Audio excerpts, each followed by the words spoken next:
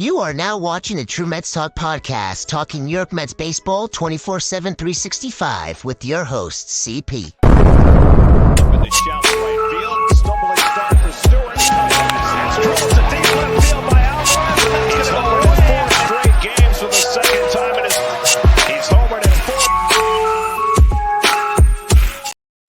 What's up, New York Mets fans? Welcome back to the latest edition of the True Mets Talk podcast.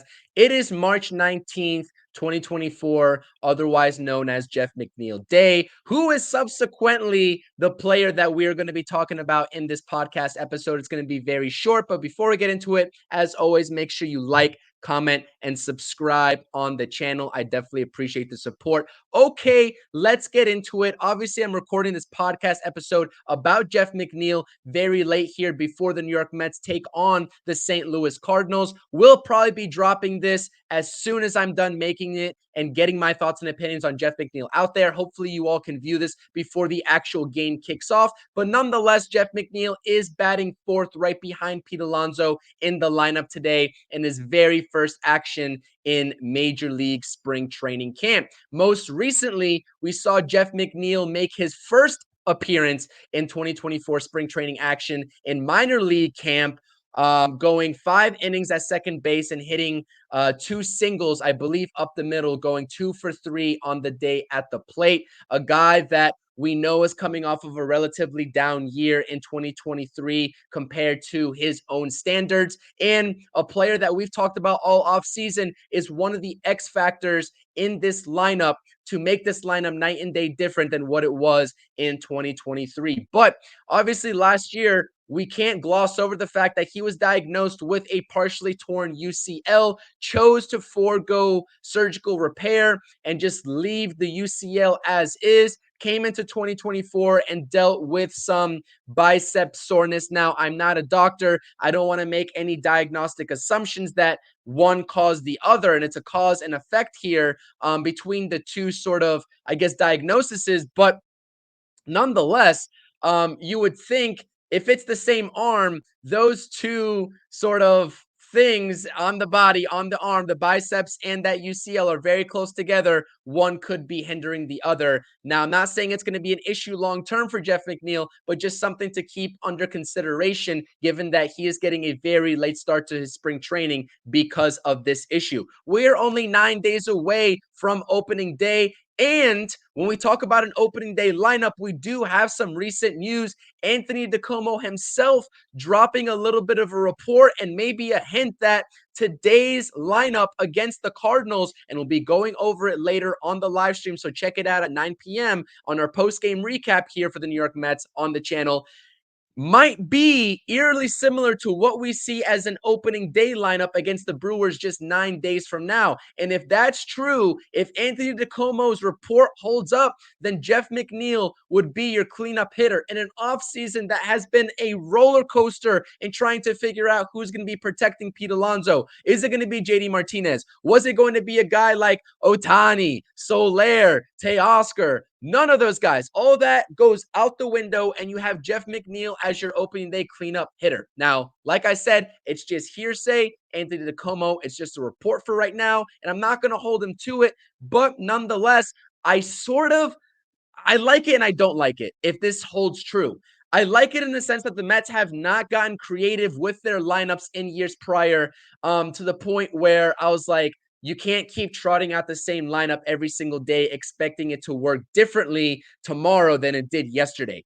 That was the definition of insanity in years prior. So if they get creative by putting Jeff Mcneil in the 4 spot, okay, so be it. I'll live with it. But I don't like it because obviously the fact that's right in front of our faces is that Jeff Mcneil is not a cleanup hitter. He's a slap singles hitter, maybe a gap to gap type hitter, which we'll talk about in just a second if we're lucky to see that resurgence again from Jeff Mcneil in 2024. But he is not a power hitter. He's not going to strike fear in opposing pitchers' hearts when they're deciding whether or not to pitch around Pete Alonso. But nonetheless, like I said, just a report.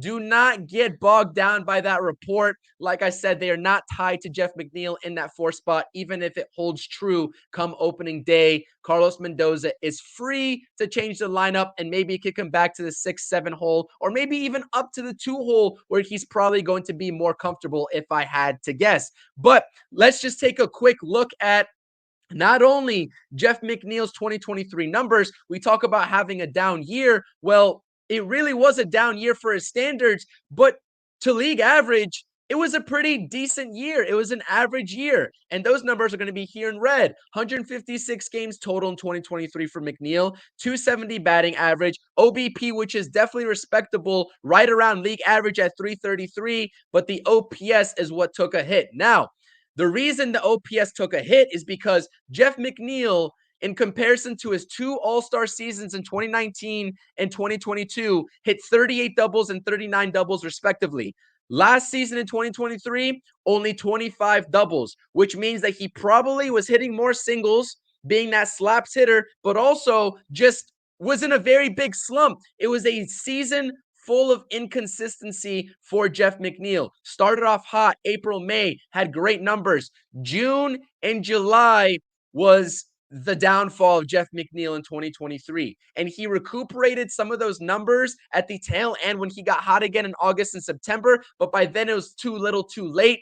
Obviously, he couldn't, I guess, bring those numbers up to what we fully expected Jeff McNeil to produce in 2023. But nonetheless, like I said, a tale of an inconsistent season. It wasn't an entirely atrocious season by any stretch of the imagination. But here are your 2024 Jeff McNeil projections via Fangraphs. They have him bumping up every single stats category minus the home runs, which really don't matter when you're talking about Jeff McNeil. I mean, what is the difference between 9 and 10? He's not going to be getting back to 2019 Jeff McNeil when he put 23 balls over the fence. That's just simply not his game, especially as he gets older. So the average going from 270 to 281, the OBP from 333 to 343, and that OPS from 711 to 739.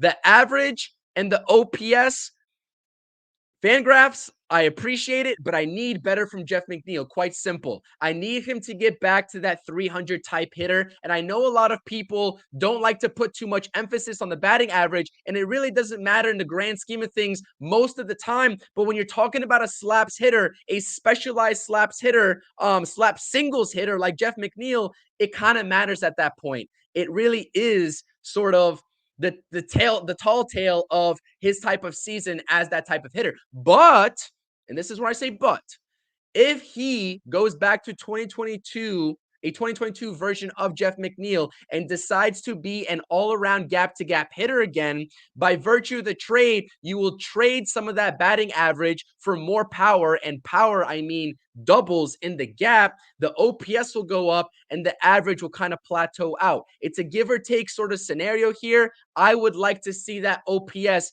be miles above, obviously 711, but I don't think 739 is good enough either. I need closer to 800 from Jeff McNeil. And the OBP, like I said, Jeff McNeil, even though he's a little bit of a free swinger, loves to swing on that first pitch. He knows how to get on base one way or the other, and he's not afraid, which is what I love, to not only take a hit by pitch, but also just drag a little bunt down there on the line and take that single if the defense is giving it to him.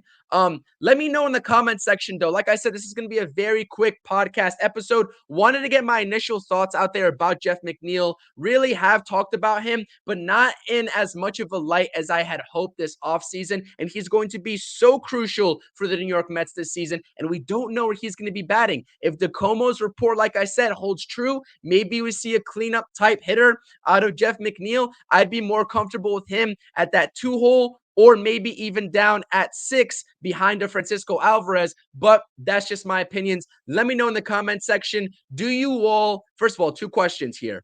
2-part answer I want.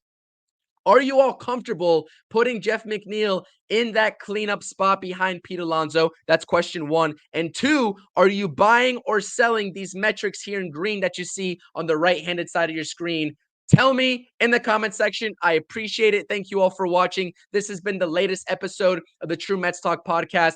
So very close to opening day, just 9 days away. True Mets Talk is going live for the post-game recap tonight. So if you happen to stumble upon this video right before the game or during the game, make sure you subscribe if you're new here, or just check out the channel and hit that notifications to get notified when I drop an episode or go live like I will be doing tonight. It's been your boy CP. Let's go Mets. And as always, see you all later. Peace.